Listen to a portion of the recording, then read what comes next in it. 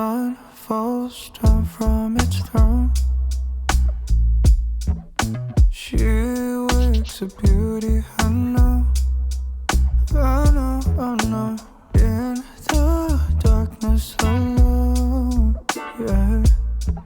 I reach but she never comes close, yeah. She smells like jasmine, only blooms at night. She knows.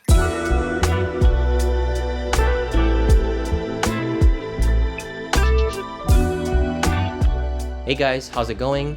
So I've had the iPhone 13 for the longest time, and recently I was debating whether to upgrade to the iPhone 17 Pro or invest in the DJI Pocket 3. After a lot of back and forth, I ended up going with the 17 Pro. The jump from 13 to the 17 is actually pretty big, and there were a few features which really stood out to me, which I'll talk about later in this video. Now, this isn't a sponsored video or anything.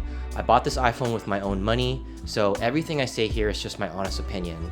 I'll be talking about it from a filmmaker's perspective, how good the camera actually is, and whether I'd recommend it for creators or videographers out there.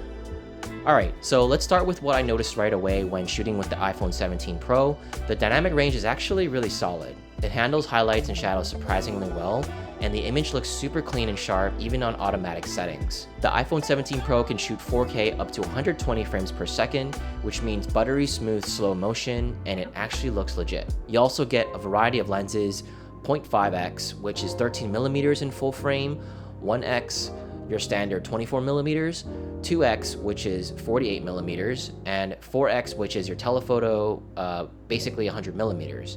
You can even push it all the way to 24x, but honestly, after 4x, it starts to look a little bit compressed and artificial. Maybe the tech's just not quite there yet for zoom, but it's getting better for sure. The stabilization is actually pretty great. Action mode gives you gimbal-like steadiness, which is perfect for run and gun filmmaking.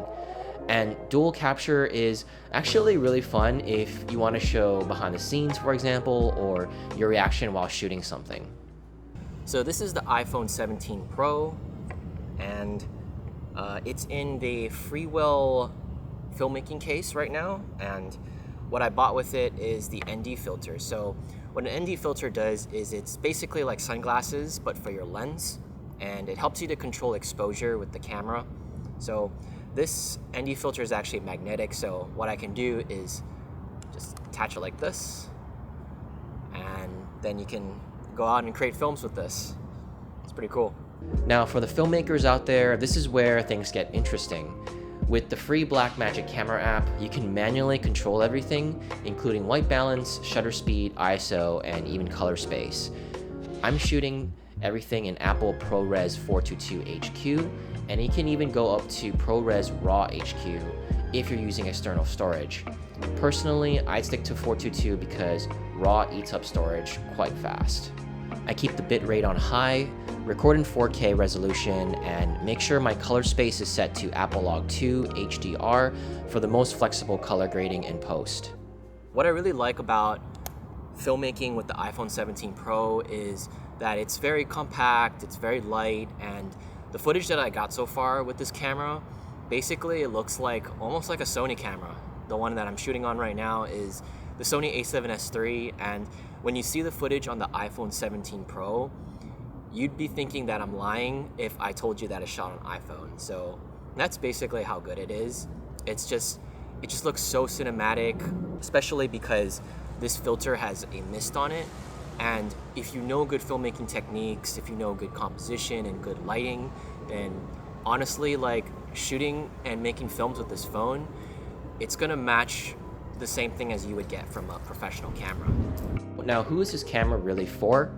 I'd say it's perfect for casual creators who film everything on their phone, for filmmakers who want something lightweight and quick, and even for experienced videographers who want to get back to the fun side of shooting again. Lately, filmmaking can feel like it's all about bigger rigs, larger crews, and more expensive setups, but I think there's something refreshing about doing more with less. Plus, there's freedom in keeping things simple. Now imagine that you could just go outside, spontaneously, call up a friend, go around downtown, pull out your phones, and capture something that looks cinematic without spending, $5,000 to $10,000 on gear. The tech has come so far lately that it's hard to not feel inspired again. So for me, the iPhone 17 Pro is going to be a go-to tool when I want to just shoot something quick without setting up my Sony camera and tripod. I'll still use my Sony a7S III for interviews and close-up shots, but I can totally see using the iPhone as a wide camera or B cam for casual clients or travel videos, for example. I love how freeing it feels to just create something that is this small and mobile and just brings the fun back into filmmaking. Anyways, that's my honest take on the iPhone 17 Pro as a filmmaker, and I hope you guys enjoyed this video and found it helpful. Feel free to drop a like and subscribe to support this channel. It really helps me out a lot. Thank you guys for watching again, and as always, take care, and I'll see you guys in the next one.